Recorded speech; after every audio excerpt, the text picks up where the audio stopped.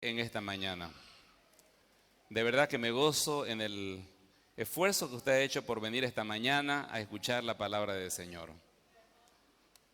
Probablemente usted venga a la iglesia cada domingo y en el fondo de su corazón usted anhela crecer en su relación con Cristo, ser un creyente de éxito, un creyente de bendición. Usted honestamente anhela una comunión más íntima con el Señor. Usted desea superar, como todos nosotros, cosas en su vida que hay que dejar. Desea tener una comprensión más grande de la fe. Entonces viene el domingo en la mañana a la iglesia, es animado por la palabra, vuelve a su casa en la tarde y el lunes comienza el quehacer de cada día. Y como que parece que la semana nos va quitando ese impulso, ese deseo de amar al Señor.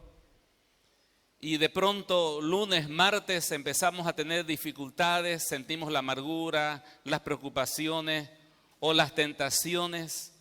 Caemos y cuando caemos decimos, ahora sí tengo que levantarme otra vez.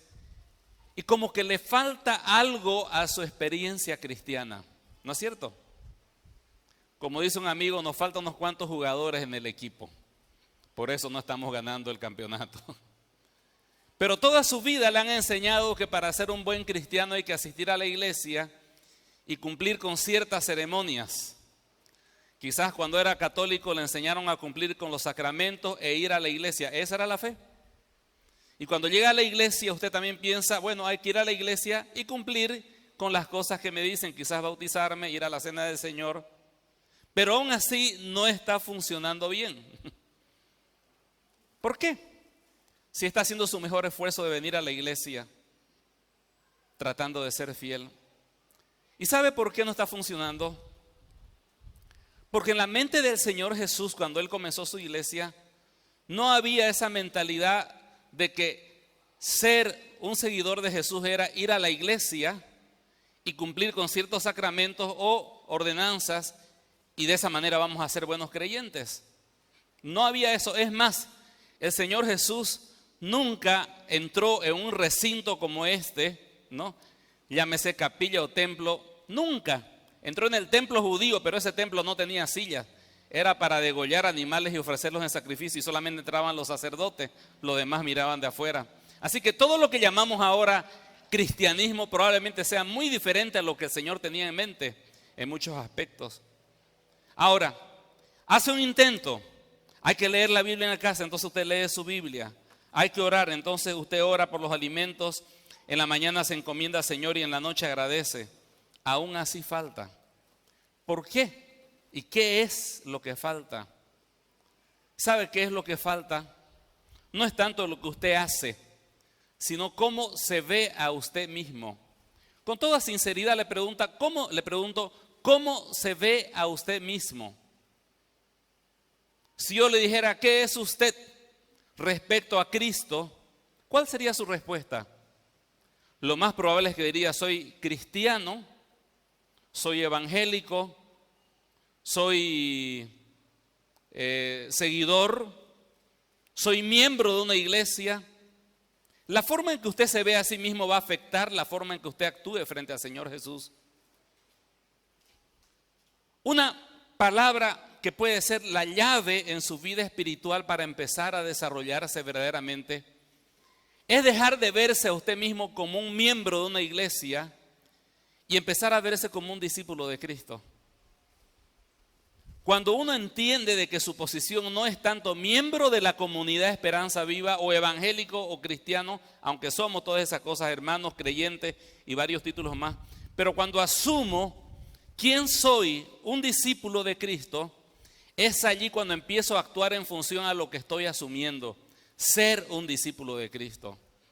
Ahora, ahí es donde tenemos problemas, porque para muchas personas, un discípulo es simplemente pasar un material de 5 o 13 pasos donde aprendo la vida cristiana, porque muchas veces en las iglesias evangélicas se dicen, estoy pasando discipulado, ¿no es cierto? ¿Y qué significa eso? Que estoy cubriendo un material, ¿no?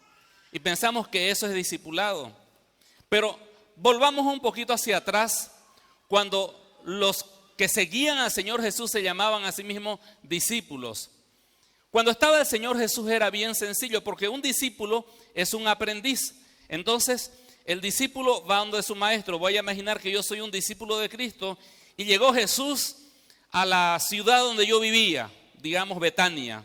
Llegó Jesús, soy discípulo de Jesús, voy donde está Jesús. Jesús está enseñando, yo me siento a escuchar lo que Jesús está enseñando. Jesús se traslada al mar de Galilea, yo le sigo a Jesús. Jesús necesita algo, yo sirvo a Jesús. Entonces, soy un discípulo de Jesús porque continuamente estoy tratando de ver dónde está Él.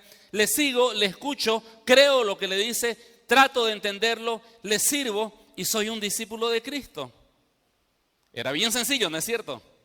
Pero cuando el Señor fue llevado al cielo y no quedó nada, ¿cómo puedo seguir siendo un discípulo de alguien que no está presente? ¿No es cierto? ¿Cómo puedo seguir a alguien que no está físicamente? ¿Cómo puedo ser un discípulo de alguien que se ha ido? ¿Cómo seguirle? ¿Cómo escucharle? ¿Cómo imitarle? ¿Cómo amarle? ¿Y cómo tratar de captar de él todo lo que necesito en mi vida personal? Ahora, esa pregunta se la tuvieron que responder los primeros creyentes cuando el Señor ascendió a los cielos, tal como lo hemos leído, y ellos se quedaron sin Jesús. Eran discípulos, pero el maestro se les fue. Aún así, en el libro de los Hechos, en todo momento ellos se conocieron a sí mismos como los discípulos de Cristo. Y eso es algo que hemos estado hablando. Y la forma en la cual ellos descubrieron la forma de ser, escuche bien, discípulos de Cristo, sin que Cristo esté presente físicamente, es para nosotros hoy la respuesta de cómo podemos ser discípulos de Cristo.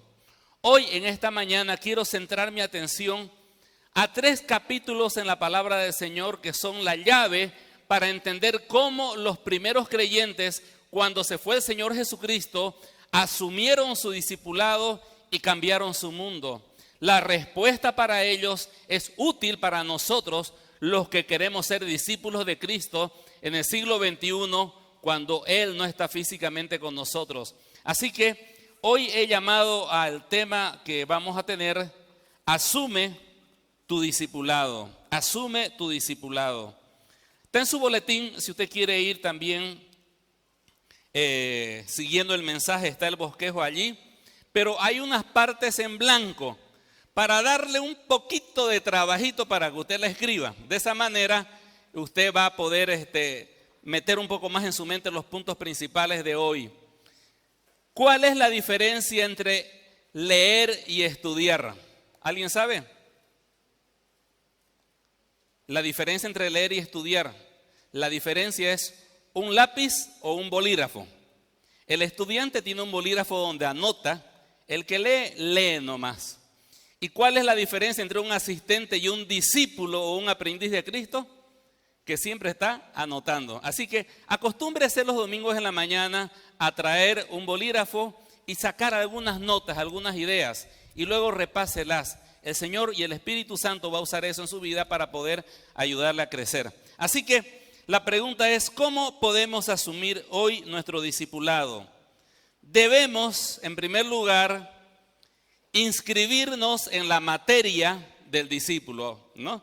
Inscribirnos en la materia del discípulo. Le doy unos segundos para que usted pueda colocar la palabra clave, creo que es la palabra materia.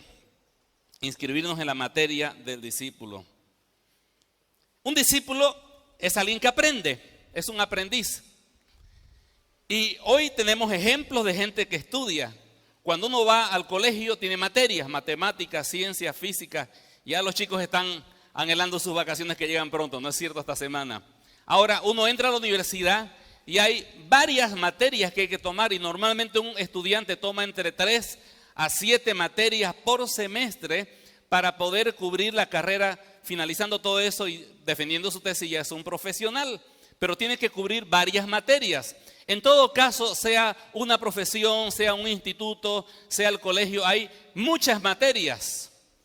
en algunos casos hay materias que son transversales a toda la carrera. En toda la carrera hay una materia que se repite y se va ampliando, y se va ampliando, y se va ampliando. Aún en los seminarios teológicos donde se forman pastores, se forman misioneros y siervos de Dios, también hay que llevar materias. Hay varios semestres y en cada semestre hay materias que hay que cubrir, ¿no? Se cuenta de que un estudiante había terminado sus cursos de teología y le pidieron que sea pastor de una iglesia muy sencilla en el campo, ¿no? Una iglesia muy humilde. Y fue este novato pastor que recién se estaba estrenando ese domingo en la mañana, lleno de materias del seminario, ¿no?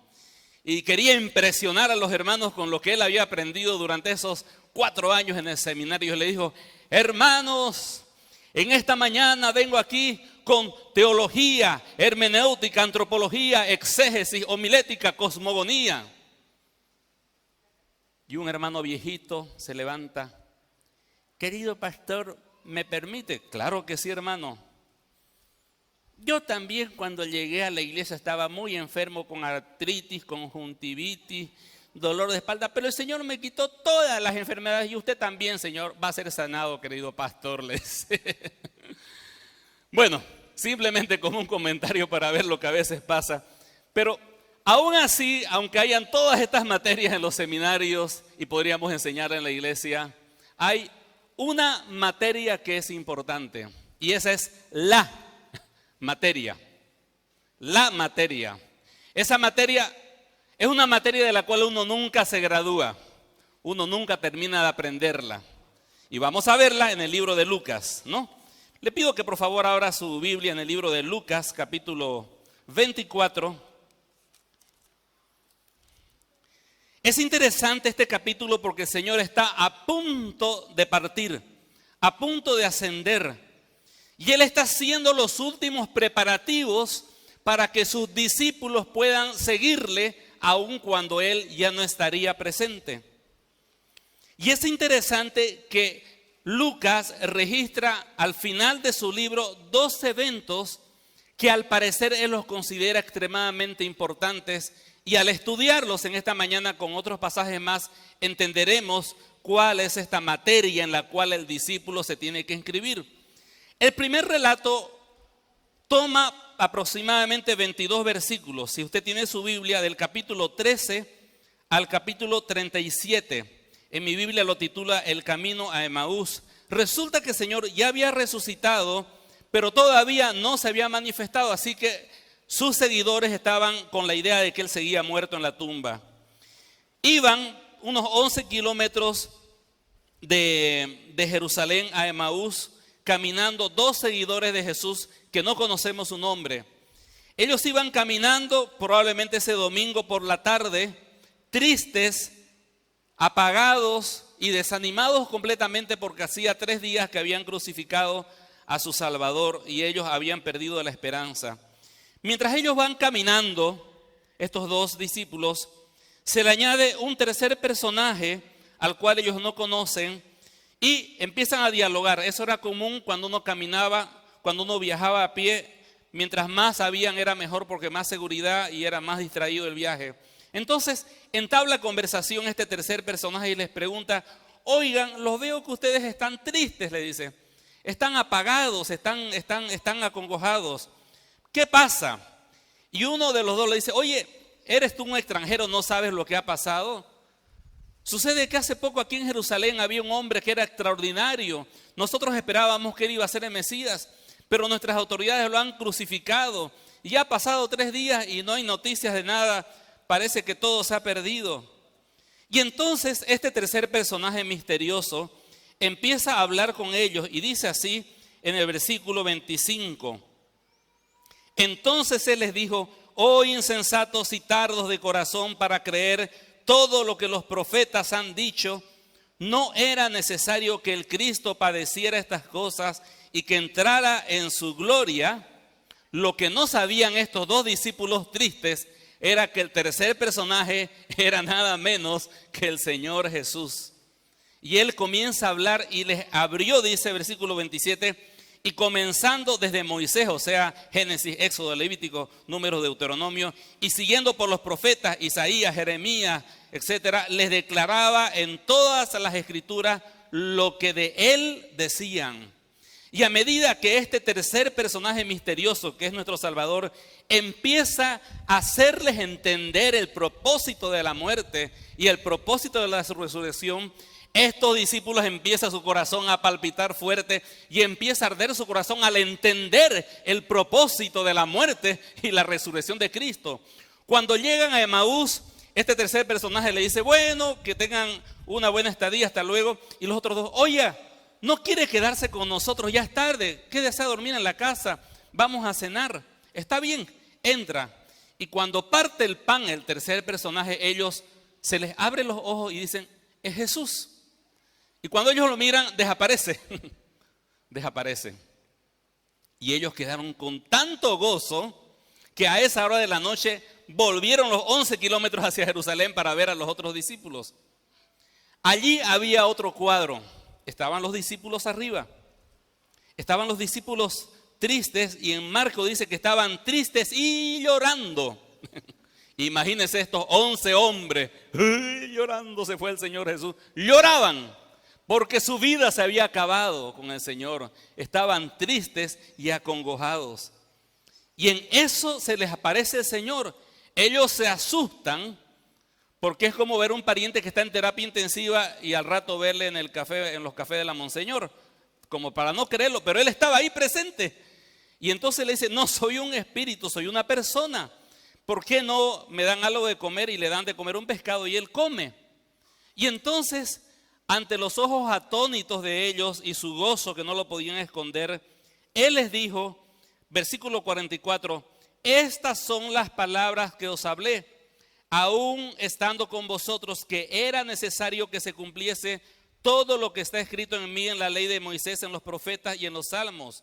Entonces se les abrió el entendimiento para que comprendieran las escrituras y le dijo, así está escrito y así fue necesario que el Cristo padeciese y resucitase de los muertos al tercer día y que se predicase en su nombre el arrepentimiento y perdón de pecados en todas las naciones, comenzando desde Jerusalén, y vosotros sois testigos de estas cosas. He aquí yo enviaré la promesa de mi Padre sobre vosotros, pero quedaos vosotros en la ciudad de Jerusalén hasta que seáis investidos de poder de lo alto. Note de que Lucas, que es todo un historiador, y muchos opinan que Lucas, hablando de su capacidad intelectual para escribir, es semejante a Josefo y otros escritores de la época. Lucas se toma el trabajo de relatar estos dos eventos, no simplemente para decir de que Cristo había resucitado, lo que ya todos sabían, inclusive Mateo, Marcos y Juan relatan la resurrección, pero Lucas está tratando de relatar estos dos eventos porque los considera importantes. ¿Por qué consideraría Lucas dejar 22 versículos a dos caminantes? Porque la charla que ellos tienen es importante para nosotros. Y si tomamos lo que dijo el Señor Jesús en el versículo 26 a los de Emaús, no era necesario que Cristo padeciera estas cosas y que entrara en su gloria. Y versículo 46 a todos los discípulos, así está escrito y así fue necesario que el Cristo padeciese y resucitase de los muertos al tercer día. ¿Qué es lo que está en común en estos dos eventos relatados en Lucas? El hecho de que tanto para los caminantes de Emaús como también para los discípulos, el punto central no es que Cristo ha resucitado, sino entender por qué Él murió y por qué resucitó, y que ese era el propósito principal en el cual ellos tenían que concentrarse. Y les abrió toda la escritura desde Moisés, dice, hasta los profetas, para que entendiesen el propósito de la muerte y la resurrección de Cristo. Y ahora yo les tomo un examen a ustedes que están felices escuchándome. Cuando hablamos de la muerte, la resurrección del Señor Jesucristo, el perdón de pecados por gracia, el arrepentimiento y la fe, ¿de qué estamos hablando? Quiero que alguien lo diga fuerte. Uy, me empiezo a preocupar ya. A ver, del Evangelio, estamos hablando del Evangelio. Entonces, subrayado en la materia en la cual se inscribe el aprendiz, el discípulo de Cristo, es la materia del evangelio. Esa es la materia. Ahora, no quiere decir que no podamos aprender sobre la familia, sobre los hijos y sobre otras cosas que son importantes para nosotros. Está bien, son cosas complementarias, son cosas quizás algunas hasta cosmetológicas, pero lo central que aprende el discípulo es la muerte y la resurrección de Cristo y su relación con uno. Ahora, si usted quiere ser un discípulo de Cristo y crecer verdaderamente, haga este experimento. Cada mañana levántese en esta semana, arrodíllese delante en su cama y ore y diga: Señor, dame una mayor comprensión de la obra de Cristo. Ayúdame a entender eso de la muerte de Cristo y su resurrección. ¿Y qué tiene que ver con mi día a día, lo que voy a enfrentar hoy en el trabajo, en la familia, en mis estudios, en mis planes? ¿Cómo se relaciona esa muerte y esa resurrección con mi vida personal? Y usted clame al Señor que le abra, así como le abrió el entendimiento, para que usted pueda entender. Y llegó el martes y usted se levanta y se arrodilla: Señor, dame mayor comprensión de Cristo. El miércoles: Señor, dame mayor comprensión de Cristo. El jueves, viernes: Señor, más de Cristo. Y va a llegar un momento en que ¡ting!, se va a despertar en su mente una comprensión espiritual de la obra del Señor Jesucristo. Y usted va a empezar a leer toda la Biblia y va a empezar a relacionarla con Cristo.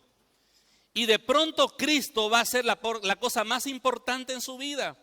Y todo el tiempo usted va a estar pensando en la muerte y la resurrección de Cristo y su implicancia para su diario vivir, su gracia, su perdón, su soberanía. Todas esas cosas van a empezar a tener sentido. Y usted se va a encontrar en el trabajo y la presencia de Cristo y su muerte y su resurrección se van a relacionar con lo que usted hace. Y usted está discutiendo con su esposa y está muy enojado, y la muerte y la resurrección de Cristo se relacionan con ese momento. Usted tiene una deuda que pagar y la muerte y la resurrección de Cristo se relacionan con ese momento. Usted está con planes de vacaciones y la muerte y la resurrección de Cristo se relacionan con eso, porque usted ha recibido una iluminación espiritual de la obra de Cristo. ¿Qué le toca hacer a usted? Inscribirse en la materia. Inscríbase en la materia. Cada día busque una revelación mayor de la persona del Señor Jesucristo y su obra. Esa es la materia en la cual se inscribe el discípulo. Y todas las demás cosas serán añadidas en su comprensión espiritual: matrimonio, familia, trabajo, problemas. Todo encontrará sentido alrededor de la muerte y la resurrección de Cristo. ¿Cuántos de ustedes les gustaría tener más sabiduría en las cosas que tienen que enfrentar en su trabajo mañana? ¿Ah? ¿Cuántos quisieran tener más santidad en su vida? Todos queremos tener. Ahora, ¿qué le parece este versículo? Se lo voy a leer, no lo busque, ponga toda su atención. El apóstol Pablo dice: mas por él, hablando de Dios, estáis vosotros en Cristo Jesús, el cual, presta atención, así para los oídos, el cual nos ha sido hecho por Dios sabiduría, justificación, santificación y redención. Note que aquí menciona sabiduría y santidad.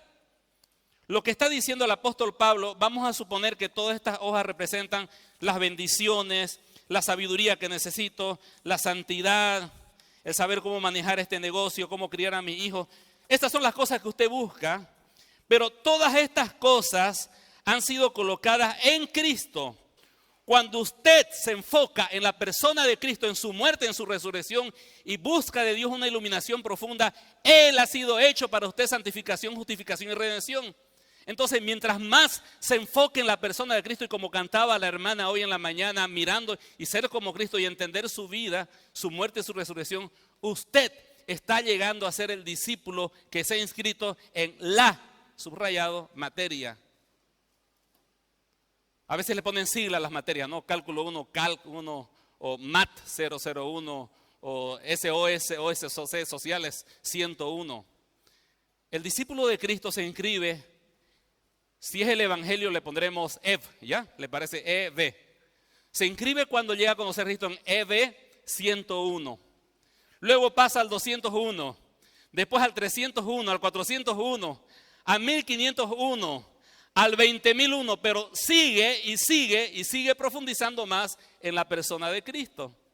Es la materia de la cual nunca nos graduamos, pero siempre es ampliada. Asuma su discipulado, inscríbase en la materia. Cada día busca una revelación o una iluminación más profunda de la persona del Señor Jesús. Amén. No escucho fuertes amén. Amén. Amén. Pero no solamente hay una materia en la cual vamos a inscribirnos, pero hay que desarrollar el corazón del discípulo. Noten de que los discípulos estaban tristes y estaban llorando. Los de Emaús estaban tan tristes que el Señor tuvo que preguntarles por qué estaban tristes. Ahora, el Señor se les aparece a ambos grupos. ¿Y cuál fue el resultado? Vaya a ver, por ejemplo, cuando dice en el capítulo 24, versículo 32, los dos discípulos de Emaús dicen, y se decían el uno al otro, ¿no ardía nuestro corazón en nosotros mientras nos hablaba el camino? Esa tristeza se convirtió en un ardor de gozo, tan gozosos que dejaron la cena servida y se fueron 11 kilómetros de vuelta desde Emaús a Jerusalén para decir a los discípulos, ha resucitado y ahora entendemos por qué las escrituras lo decían, Él es el Mesías. Y cuando los discípulos entendieron eso, dice, versículo 40, y diciendo esto les mostró las manos y los pies a sus discípulos perforados por la cruz. Y como todavía ellos de gozo no lo creían, de gozo no lo creían. Ahora fíjese cómo termina el Señor Jesús. Cualquiera se separó de ellos y se fue llevado arriba al cielo. Ellos después de haberle adorado, volvieron a Jerusalén con ¿qué cosa? Gran gozo. Volvió la electricidad y eso nos trae gozo.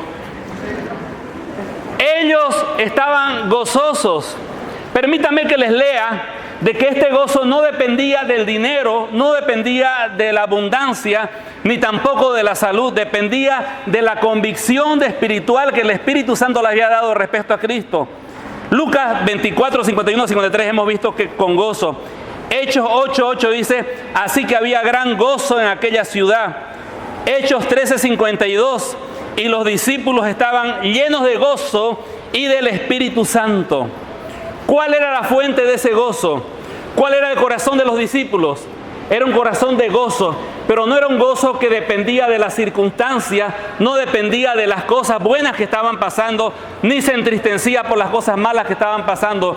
Pablo en la cárcel escribe la epístola del gozo. ¿Cuál es esa? Filipenses. Y él dice que tuvo tristeza sobre tristeza, pero él dice, me gocé y gozaos en el Señor. ¿Sabe qué? Algo que a veces estamos perdiendo los creyentes es verdaderamente el gozo del Señor. Porque estamos muy centrados en que el Señor nos bendiga para estar gozosos, en que nos dé la situación perfecta para estar gozosos. Pero cuando tenemos una revelación de la obra de Cristo, sabemos que ni la muerte, ni la vida, ni ángeles, ni arcángeles, ni ninguna cosa creada nos puede separar del amor de Cristo. Y eso produce en nosotros ¿qué cosa? Gozo. Entonces, mi querido hermano, desarrolle en su vida una actitud de gozo basada en la obra del Señor Jesucristo en su vida. Y no permita que ninguna circunstancia les quite el gozo. El Señor dice que cuando entendamos lo que Él iba a hacer, nadie nos iba a quitar nuestro gozo. Pero muchas veces estamos permitiendo que cosas pequeñas de la vida nos quiten el gozo. Porque el gozo estamos haciéndolo depender de cosas que están pasando por allá afuera. Entonces, asuma su discipulado. En primer lugar, ¿qué cosa debemos hacer? Inscribirnos en la materia, ¿no? Segundo, desarrollar el corazón del discípulo, que es un corazón de gozo. En tercer lugar, cumplir.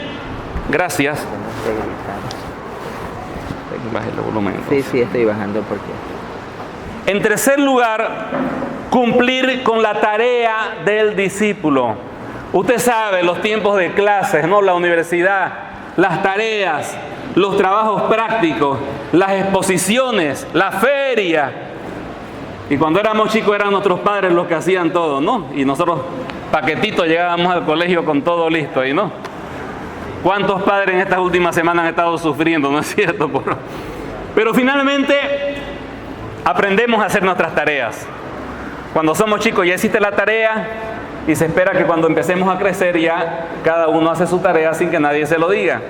Ahora, note que si somos discípulos de Cristo, los aprendices tienen tareas que cumplir. No existe un aprendizaje sin tareas. Y las tareas son parte de nuestro aprendizaje. ¿Cuál fue la tarea que le dejó el Señor Jesús a sus discípulos? La asignatura era F 101, 201, 301, 1501, 3001, ¿no es cierto? Pero la tarea de aprender esa gran materia que llamamos el Evangelio está escrita en Lucas capítulo 24. Y por favor, centre su atención en el versículo 46, que dice así: y les dijo, así está escrito, y así fue necesario que el Cristo padeciese y resucitase de los muertos al tercer día, y que se predicase en su nombre el arrepentimiento y perdón de pecados. Aquí se visualiza la tarea. ¿Qué hay que hacer con ese evangelio? ¿Y qué cosa? Que se predicase. La idea es que se predique el evangelio, no solamente aprenderlo, sino predicarlo. Comenzando desde Jerusalén. Versículo 48 dice, y vosotros sois testigos. Un testigo en aquella época, la palabra en griego es martur, de donde viene la palabra mártir actual. Era una persona que decía algo tan apasionadamente, con tanta convicción, con tanta energía, que inclusive si tenía que morir afirmándolo, él iba a hacerlo porque tenía ese mensaje que quería entregarlo. Con el tiempo, las personas que entregaban el mensaje del evangelio literalmente fueron muertas. Entonces estos testigos llegaron a ser sinónimo de mártires. Mártur, testigo. Predicar el evangelio, ir a todas las naciones. Me impactó la vida de un joven, no quiero decir el nombre para no quitarle la recompensa del Señor, pero me dijo, me he propuesto algo, pastor, y quiero que ore por mí. Y he estado orando todos los días por él. Quiero todos los días leer la Biblia, quiero todos los días orar, y tengo mi lista de oración, y quiero todos los días compartir a alguien del evangelio. Y estoy orando por él, y voy a seguir orando por él. Me gustó. Yo mismo lo apropié para mí, porque uno como pastor se relaciona con gente creyente. Hasta el carpintero, el mecánico, todos son creyentes, ¿no? Entonces es difícil encontrar gente a la cual hablar del evangelio. Pero Dios te da oportunidades sin que tú las busques. El día anteayer me levanté y dije, Señor, oré por muchas cosas, oré por algunos de ustedes y le dije, Señor, dame la oportunidad de compartir el evangelio a alguien. Y me olvidé. Lo pedí y me olvidé. Fui a dar una conferencia para matrimonios en una iglesia. Y terminé de dar la conferencia y como fui sin Franci porque ella tenía unas ocupaciones, así que me fui a sentar a una pareja que estaba sola y había una silla ahí. Me siento, pensé que eran hermanos de la iglesia. Empiezo a charlar con ellos y él había sido católico, él había sido persona activa en el movimiento jesuita, lo conoció al líder máximo de los jesuitas, que él mismo me dijo que se conoce como el Papa Negro, y que es quien tiene la mayor autoridad en la iglesia, porque manejan toda una logística impresionante. Y él ha participado de muchos encuentros jesuíticos, y su esposa estaba allí, y empezamos a hablar, y ellos me contó muchas cosas. Se lleva el tiempo. El Señor me dice, ¿te acordás de la oración? Aquí están estos dos. Antes de que nos vayamos, le digo, quiero compartirles algo que a mí me apasiona. Y empecé a hablarles. ¿Saben qué? Si ustedes se dan cuenta, todas las religiones intentan que seamos buenos, que seamos mejores, meterle ganas, tratar de ser buenos y no hacer mal a nadie. Pero finalmente no funciona porque somos malos. Y ahí comencé a hablarles. El evangelio, la cruz, la gracia, la resurrección. No tuve tiempo de profundizar más, pero noté, yo dije, él no me va a escuchar porque esas personas bien orgullosas, ¿no? Que me contó un montón de logros que él había tenido, pero cuando comencé a compartir el Evangelio empezó. Cuando terminé, muchas gracias, gracias por su palabra, gracias Señor por darme la oportunidad. El Señor tiene oportunidades para todos ustedes, de maneras naturales, no tiene que saber ningún esquema. Comparta de Cristo simplemente, pida oportunidades y Dios le va a dar oportunidades, a todos nos las va a dar. Próximo mes probablemente cuando hablemos del Señor Jesús y su corazón con los pecadores entenderemos más esto, pero el discípulo se inscribe en la materia. ¿Cuál es la materia? Fuerte. El Evangelio desarrolla el corazón del discípulo. ¿Cuál es ese corazón? Gozo. Y también cumple con la tarea del discípulo. ¿Qué cosa es? Testificar. Testificar. Eso hacemos con el Evangelio. Lo vivimos, lo entendemos, pero testificamos. Aprende del maestro del discípulo. Parece lógico. Soy un discípulo, tengo un maestro. El gran problema es que nuestro maestro, el Señor Jesucristo, no va a venir en esta mañana a clases. Entonces nos las chuñamos, ¿no? Es así. Él no está presente. Ha ascendido a los cielos. Cuando un maestro se va, tiene que dejar un reemplazante. No deja la clase vacía. Ahora, aquí viene el problema. ¿Quién podría ocupar la cátedra del Señor Jesús? Pedro, Juan, Pablo. ¿Quién podría ocupar esa cátedra? Noten de que tendría que ser alguien que tenga el mismo conocimiento del Señor Jesús. Y eso ya de por sí era bastante complicado. Por otro lado, dado que la orden era que se vayan por todo el mundo, ¿cómo hacer que este maestro esté con todos los creyentes de todo el mundo enseñándoles? Y por otro lado, dado que la materia principal es el Evangelio que se enfoca en Cristo, este maestro no tendría que llamar la atención sobre sí mismo, sino enfocar a Cristo. ¿Quién sería ese maestro? Volvamos otra vez a nuestros capítulos que estamos estudiando y ahí nos dice quién fue ese maestro.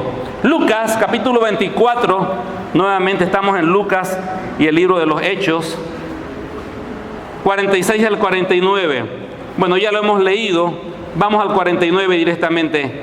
He aquí, dice, yo enviaré la promesa de mi Padre. Noten de que él había dicho que había una promesa que el Padre había dado para el creyente sobre vosotros. Pero quedaos vosotros aquí, esta parte quedaos, subrayela, es muy importante, en la ciudad de Jerusalén, hasta que seáis investidos del poder de lo alto.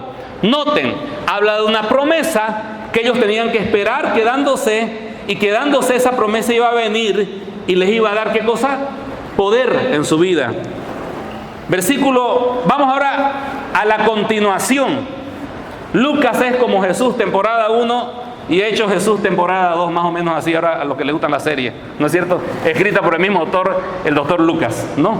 Entonces, temporada 2 de la iglesia, Lucas o Hechos, capítulo 1, versículo 4, retoma lo último, dice, y estando juntos les mandó que no se fueran, noten otra vez, quedaos, no se fueran, sino que esperasen la promesa del Padre, la cual les dijo, oísteis de mí, porque Juan ciertamente bautizó con agua, mas vosotros seréis ¿qué cosa?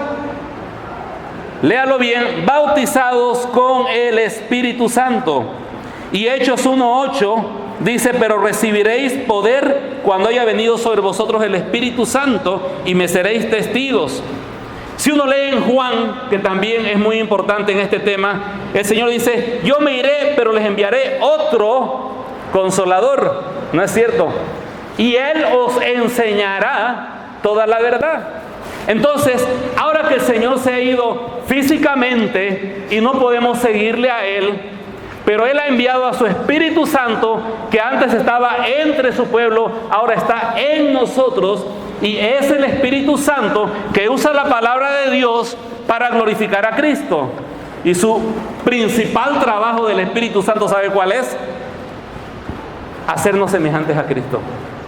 Es mediante Él y por Él que podríamos lograrlo. Por nuestras propias fuerzas no lo podríamos hacer. Así que, querido hermano, hoy hermano Rafael decía, gracias que el Espíritu Santo que está en todos nosotros. Si usted es un creyente, usted tiene el Espíritu Santo. El apóstol Pablo dice en Efesios 1, 13 y 14, de que habiendo oído y habiendo creído, fuisteis sellados con el Espíritu Santo. Así que el maestro usted lo tiene. Yo me acuerdo de nuestros padres, mi padre inclusive, y los primeros líderes de nuestras iglesias donde nos criamos. Ellos no recibían un discipulado, no había un programa especial para nuevos creyentes, no había bienvenido a casa. Te convertías y empezás a crecer en tu asiento, ver qué vas a hacer, tratar de no apartarte, era todo. Pero ¿cómo se formaron firmes estos hombres en la fe? Porque entendieron que su maestro era el Espíritu Santo y aprendieron a depender de Él y a escucharle a Él y crecieron. ¿Sabe qué? Gloria al Señor por los programas que tenemos. En este momento Freddy, el hermano Freddy, está con un grupo enseñando la palabra a los de Bienvenido a Casa. Hay materiales de discipulados, pero que no nos impida ver de que nuestro maestro aquí en la tierra es el Espíritu Santo. ¿Qué hacía la iglesia para recibir el Espíritu Santo? Estaba quedándose en Jerusalén, quedados, permanecer, ¿se acuerdan? Y dice que ellos estaban adorando, alabando y concentrando su mente en las Escrituras, y vino el Espíritu Santo. A partir de ese momento ya no tuvo que venir porque llegó. A partir de ese momento cada creyente que pone su fe y confianza en Jesús tiene al Espíritu Santo adentro. Pero Pablo dice algo muy interesante para todos nosotros: no se embriaguen con vino, ni con cerveza, ni con whisky, ni con nada, en lo cual hay disolución. Antes bien, sed llenos del Espíritu Santo, cantando y alabando en vuestros corazones. Interesante, ¿no? La iglesia que hacía, cantaba y alababa en sus corazones. En Colosenses Pablo dice, sed llenos de la palabra del Señor, cantando y alabando en vuestros corazones. Y hace una relación entre la llenura del Espíritu Santo y la llenura de la palabra del Señor gobernando nuestra vida. Entonces, usted tiene el Espíritu Santo si usted ha recibido a Cristo. ¿Y cómo sabe que lo tiene? Porque ahora tiene arrepentimiento en su vida, ahora tiene fe, ahora experimenta cosas diferentes que antes no experimentaba. Porque el Señor le está mostrando el hecho de que venga acá, pudiendo quedarse a jugar pelota, y no siente remordimiento, no ha ido al partido, pero cuando peca, siente remordimiento, siente dolor, ¿sí o no? Entonces esa es la señal del Espíritu Santo, está en usted. Ahora tiene que darle lugar, pero tenemos que darle lugar a través de la lectura de la palabra, la alabanza, pero pensando siempre, Señor, enséñame, enséñame y enséñame. Y terminamos en esta mañana porque ya se nos va el tiempo. Practicar la vida del discípulo. Voy a ser bien concreto en este aspecto. El Señor ascendió a los cielos, llegó el Espíritu Santo, se armó un revuelo ahí en Jerusalén, no quedó nada en su lugar con los creyentes que lo movieron todo. Y salió Pedro lleno del Espíritu Santo, predicó y se convirtieron 3,000 personas. Y esos eran los nuevos discípulos. Ahora, ¿cómo actuaron estos nuevos discípulos de Jesús sin la presencia de Jesús, pero que tenían el Espíritu Santo y habían comprendido el Evangelio? Vaya a su Biblia, Hechos, capítulo 2. Vaya a su Biblia, Hechos, capítulo 2, versículo 42, desde el 41. Así que los que recibieron su palabra fueron bautizados y se añadieron aquel día como 3,000 personas. Subrayen los verbos. Y perseveraban. ¿En qué cosa? Perseveraban, es muy importante. En la doctrina de los apóstoles, habla de la enseñanza. En la comunión unos con otros, habla de compartir con otros creyentes. En el partimiento del pan, eso es la cena del Señor y la adoración centrada en Cristo. Y en las oraciones, habla de continuas oraciones. Y sobrevino temor a toda persona, y muchas maravillas y señales eran hechas por los apóstoles. Ahora, noten lo que ellos hacían, estos nuevos discípulos. Todos los que habían creído estaban juntos y tenían en común todas las cosas, vendían sus propiedades y sus bienes y los repartían a todos según la necesidad de cada uno, perseverando unánimes cada día en el templo y partiendo el pan en las casas, comían juntos y con alegría y sencillez de corazón, alabando y teniendo el favor con todo el pueblo, y el Señor añadía cada día a la iglesia lo que había de ser salvo. ¿Qué hacían estos primeros discípulos? ¿Cómo era su práctica? Aprender, tener comunión unos con otros, adorar al Señor, orar continuamente juntos, ¿no? Compartir las necesidades. Lo hacían públicamente, así que el testimonio estaba dado en ese momento. Pero el detalle es que no hacían simplemente estas cosas, no simplemente oraban, leían la Biblia, sino que lo hacían en comunidad. ¿Quiere notarlo? Por favor, vaya al texto nuevamente ahí. Fíjese en el versículo 44 dice, o en el versículo 42 dice, las oraciones. No era que cada uno hacía su devocional en su casa, sino que continuamente la iglesia hacía oraciones en plural.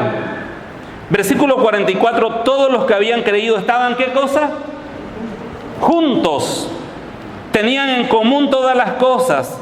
Vaya al versículo 46, y perseveraban, pero no simplemente perseveraban. ¿Cómo perseveraban? Unánimes, partiendo en plural, comían juntos, añade juntos, alabando a Dios. ¿Sabe qué? Yo no digo que usted no ora, pero ora en su casa. No digo que usted no lea su Biblia, pero la lee en su casa. Y el domingo en la mañana y luego se va a su casa. No digo de que no come y no da las gracias, pero con los de su familia. Los verdaderos discípulos, y agarra a cualquier creyente, esos creyentes viejos ya que tienen alta experiencia, y usted lo admira por su madurez, por su amor, por su entrega al Señor, ellos le van a decir que estaban metidos en la iglesia, en comunión con otros creyentes. Algunos de ustedes no conocen más que a su familia que ha venido acá y unos cuantos compadres más, 2 o 3, y no conocen a nadie más. No va a ser un buen discípulo de Cristo así. Tiene que conocer a otros creyentes.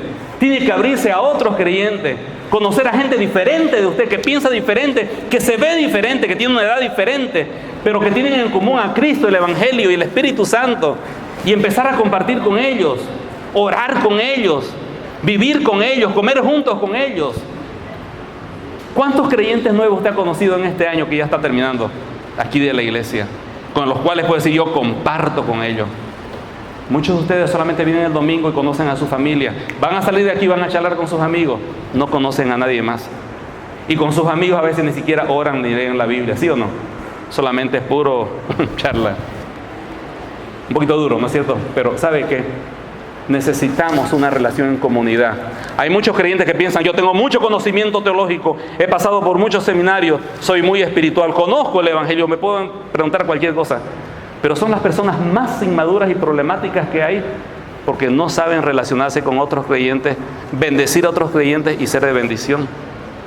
Vivir en comunidad, esa es la vida del creyente. Conozca a otros creyentes, ore con ellos, coma con ellos, tómese un café, como dice aquí Jorge, todo el tiempo con ellos. ¿No es cierto? Viva con ellos, llore con ellos, enséñeles el Evangelio, permita que ellos le enseñen el Evangelio. Y usted estará siguiendo al Señor Jesús tal como lo hicieron. Repasando nuevamente y terminando. Cuando el Señor se fue al cielo, ¿cómo podían seguir a alguien que no estaba? A alguien que se había ido. ¿Cómo ser discípulo de un maestro que no está presente? Y hemos visto cómo resolvieron el problema. Primeramente se inscribieron en la materia. ¿Cuál era esa materia? El Evangelio. Desarrollaron un corazón inmune a las circunstancias. Estaba tan fea la crisis que no participaron de ella. Siguieron ¿con qué cosa? Con su gozo. ¿Cuál es la tercera cosa? ¿Qué?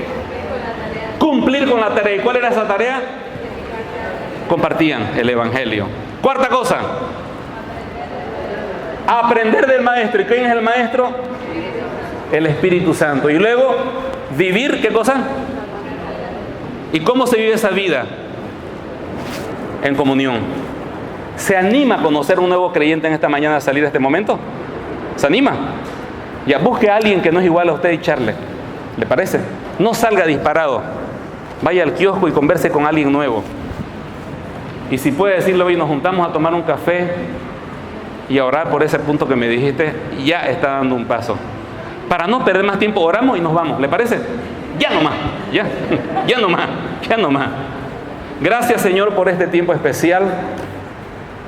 Y gracias, Señor, porque estamos entendiendo, Señor, qué es ser un discípulo de Cristo hoy en el siglo XXI. No tenemos al Salvador. Cuánto hubiésemos querido conocerle, pero como Él dijo, nos convenía que Él se fuera para tener al Espíritu Santo con nosotros, que nos ayude a entender el Evangelio. Y al entenderlo, Señor, experimentamos ese gozo del Espíritu Santo. Y ese gozo nos lleva a compartir con nuestros amigos acerca de Él y a disfrutar en el cuerpo de Cristo, en la comunión, las oraciones, el comer juntos, quizás ahora en el kiosco, conocer nuevas personas, ser bendecido y bendecir a otros. Te agradecemos, Señor, por todo esto. Glorifícate, Señor, y permite que seamos realmente seguidores dignos de nuestro Señor Jesucristo. En el nombre de Jesús, amén. Amén. Que el Señor le bendiga. Ahorita mismo párese y brínquele a un hermano por ahí que no lo conoce y charle con él, ¿ya? No se vaya disparado a tomar el auto. O vaya al kiosco y mientras charla, invítele a alguien algo, ¿ya? A conocerse unos a otros. Conoceos y amaos unos a otros. Láncese a la piscina, conozca a sus hermanos en Cristo y haga una cita en esta semana para reunirse quizás en su grupo, en su célula, en su tiempo de oración. Que el Señor les bendiga. El tiempo ha terminado.